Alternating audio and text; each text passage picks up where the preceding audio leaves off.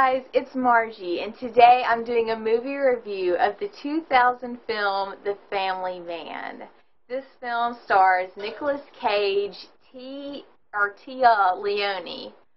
I apologize for any names I'm about to butcher. Don Cheadle, Jeremy Piven, Saul Rubinek, Lisa Thornhill, Joseph Summer, Mary Beth Hurt, Harv Presnell, Amber Valletta, and Tom McGowan. Okay guys, so basic plot for this movie is, well, I didn't tell you who directed it. Let's go back and pick that up. Directed by Brett Ratner, who produced Horrible Bosses. That might be a connection that you can know him from. Music was by Danny Elfman. Yay, Danny Elfman. Cinematography was by Dante Spinetti. Produced by Andrew Z. Davis, Mark Abram, among many people. Written by David Diamond and David Weissman. So the plot for this movie is that good old Nick Cage is at the airport with his love, who is either Tia or Tia Leoni, guys. I'm just going to say Tia. Who is played by Tia Leoni. And she and he are parting ways because he's supposed to go overseas to like work in another country for a year, and then he's supposed to come back and they're supposed to reunite. The long story is, she's like, hey, don't go, you know, because we love each other and all this, and he's like, no, I'm sorry, I'm still gonna go. Well, 13 years later, he is, you know, 13 years older, and he's alone, and he, you know, is at the top of Wall Street. Like, he has so much money, he can just, you know, throw it around. And anyway, he's essentially lonely. I mean, they obviously did not get back together, and he thinks that he has everything in the world that he could possibly ever want, but it turns out that he does not. Good old Don Cheadle comes along and says, I'm going to give you a glimpse of what your life could have been like if you had you know, become a family man and that kind of thing. And then he gets to live the life that he could have had. And anyway, okay. I know that was so long-winded, but there's no real way to describe the plot to you other than to just get into it. I'm going to start right in with performances. Alright, Nicolas Cage. Ooh boy. Alright. Guys, I didn't think he did that well. Oh, say, don't throw the tomatoes yet. Wait just a minute. Like, the first 20 minutes of this, I was like, wow. Like, I don't know. I'm not saying anything else about Nick Cage's career as a whole, because I'm talking about this one particular film and this one particular performances. All I am going to say is, obviously he is capable of much better, and I do not think that he did that well in this film. It did get better as it goes along. However, it was so obvious that he was acting, guys.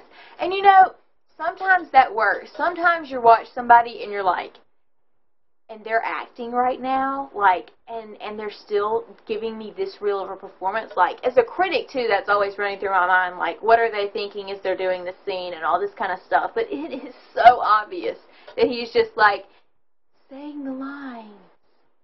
Just say the lines, and everything will go away. And it'll all be good, and I'll get a paycheck and good reviews. And that doesn't happen. I mean, you know what I'm saying? Like, it's like you can't just say the lines. Yeah, so that was not that great. Little note here, thing about Nick's performance was it was so obvious that he was acting. And here's kind of how Nick's performance went. It started, like, in the deepest valley there is, because it was awful, okay? First 20 minutes. It climbs up, you're like, okay, you know, you're kind of getting there, and then about midway, it starts declining again. Maybe a little after midway, but the ending, like 15, 20 minutes, not that great. For me, I don't know, especially because there was like this one iconic scene at the end or whatever. It was supposed to be like this really big deal, and he has like this long monologue where he's just like supposed to be pouring out his heart and letting it all go. Did not deliver at all on that. So that was kind of disappointing. He's just, I mean, oh man. I don't know. Some of you guys probably think he did. I didn't. Especially because, and I'm not just saying like within Nick Cage performances, but I've seen so many other great actors do monologues similar to this and just like leave it all on the floor and you're like, that was amazing. No, not even close. Like it was just like, you literally just read it. I mean, you paused a little bit in between. And you swayed back and forth, and you had a little something in your eyes, but you were literally just reading, and it showed. It did. Okay, moving on to Tia Leoni. I thought she was good on the whole. I could have seen a number of people playing her role, and she was better than several people that could have had this particular one. So I thought on the whole she was pretty solid. Don Cheadle, solid. Solid. What else can you say about Don Cheadle as a whole? I've seen him in probably 5 or 6 films. Every role I've seen him in has been a supporting role, and boy does he support. I mean, he's just like, he just wraps everything together. Great job to Don Cheadle. Jeremy Piven, great job. Great job. I thought he was really great. Yeah, and I've never seen him in anything else, and he's not really like a big actor or anything. But I thought he was solid. The rest of the cast, I'm not really going into other than one particular one. So leave her out, which is Amber Valletta. I'm going to address her in just a minute. But everybody else, I thought was pretty good. I mean, there wasn't anything that was just like, oh, wow, you're killing me with this epic performance. But it could have been so much worse. And I thought the cast chemistry was pretty good on the whole. Moving to Amber Valletta, though, who I did want to address really quick. Yes. When you watch this movie, it's like at the very beginning of the movie. You see her from the back. She turns around. You're like, oh my gosh, where have I seen this person before? Yes, she was the girl that played Kevin James' love interest in Hitch. Yes, she was. You're not losing your mind. I was like, I know her. Yes, I do. Okay. Just wanted to say that. I know. And she had like a really small role. She had probably like 15 minutes of screen time. Maybe 10. But I just couldn't mention that. That drives me crazy, too. And I'm like, I know I've seen you. I know I have. And then it's so funny. Like, some of my friends will be like, oh, no, that wasn't her. I'm like, oh, yeah, it is. And IMDb is going to back me up. Anyway, sorry, personal. Getting back to this review, I am so all over the place today. And this has been happening a lot lately, guys. I'm just like, la, la, la, la, la. It's terrible. Okay. Let's jump into the directing. I thought it was okay. I did. But, as far as, like, the whole film and everything. But, as far as the acting, I felt like it was kind of lacking. I mean, I thought this director pulled great things out of the actress that played the little girl who was, like, 5 or 6 or something. Yeah, because, you know, it's hard to direct children. And she was good, you know, so I give him props for that. But I will say, I don't know why he did not, and maybe he couldn't, guys, you know, so I'm not completely going to pin it on him. I thought he should have gone to Nick and said, look, you're going to give me more in this film. I don't care what you're, you know, like, you need to show up, seriously, because his name is attached to it. If I had been the director and I had had any kind of, like, authority at all to say that, now, I don't know what all goes on with studios and producers and that kind of thing. They may have just said, look, you let Nick do his thing and you're in charge of everybody else or whatever. But if I'd been the director and I could have, then I would have said, hey, Nick, more. I'm sorry. You got to give more. Because he's like the whole movie. He's the family man. He's the title role. And I felt like he just wasn't giving enough. He wasn't committed. It's not like he's not capable of a good performance. It's just like, you know. And if I was Brett, I would have said, I know you're better than this. You know, come on. I'm being picky, though. I'm getting too personal also because I'm telling you what I would have done, which has nothing to do with anything. I'm a critic. And we're moving on to Danny Elfman music. Yay! Great. Danny Elfman is great. And the music was great. It really was. Again, not one of those ones that I would be like, oh, this is going on my favorite soundtrack playlist. But it was solid, and it fit really well with the film and everything. So, yeah. Cinematography was good. I thought it was good on the whole. I don't really have a lot to comment. The writing on this, there was a lot of good moments.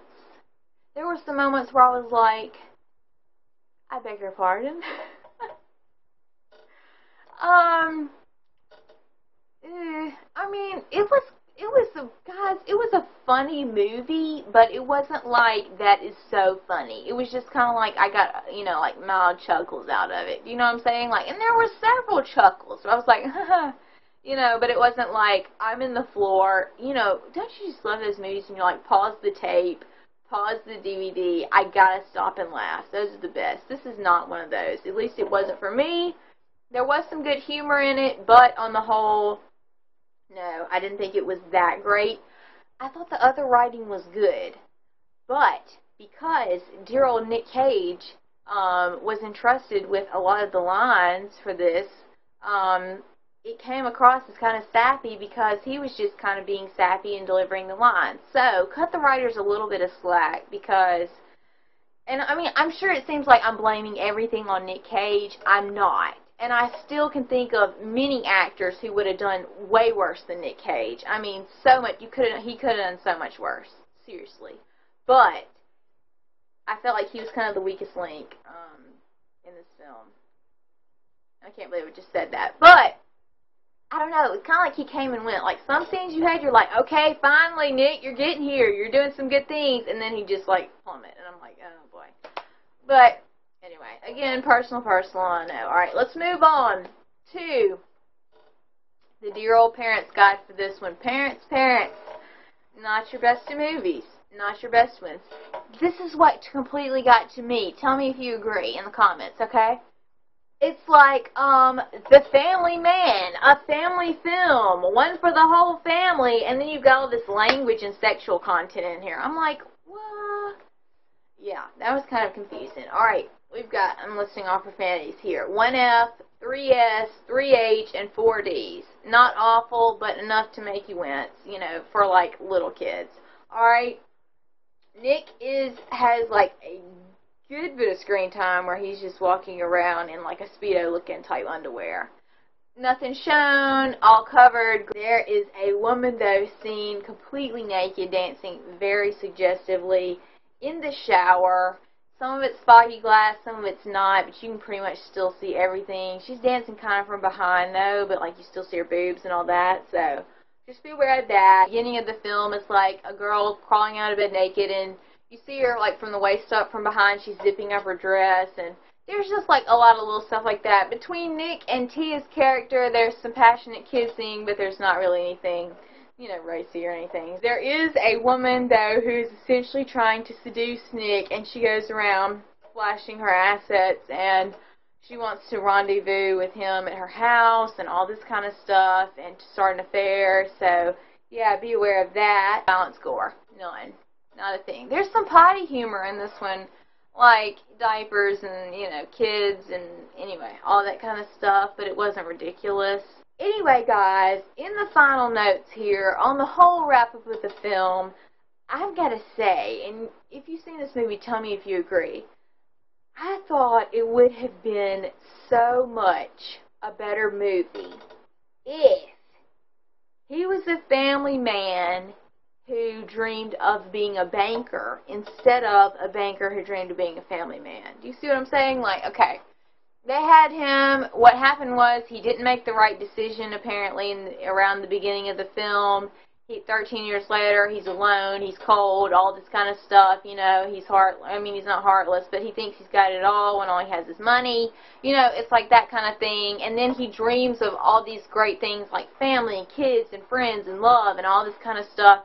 And then, well, I can't give away the ending, but if you've seen the film, you know what happens. And anyway, I thought it would have been so much better for him to have been this family man who is seeing, like, these great corporate, bosses and all this kind of stuff that are like, oh, we're making all this money and stuff, and he's longing for that, like, envious and stuff. And so then he gets to, experience like a month or two as that and realize how cold and shallow and all this kind of stuff it is. And then at the end of the movie, he could get to go back to his family and his wife and all that. So I thought that would have been great better, especially considering the title. I mean, The Family Man, when you come to the end of your film, like, you're like, I'm giving this film somewhere between 2 and 2.5 stars out of 5. Would I watch it again? No. I didn't watch this movie to see Nick Cage. I watched it because I thought, oh, this might,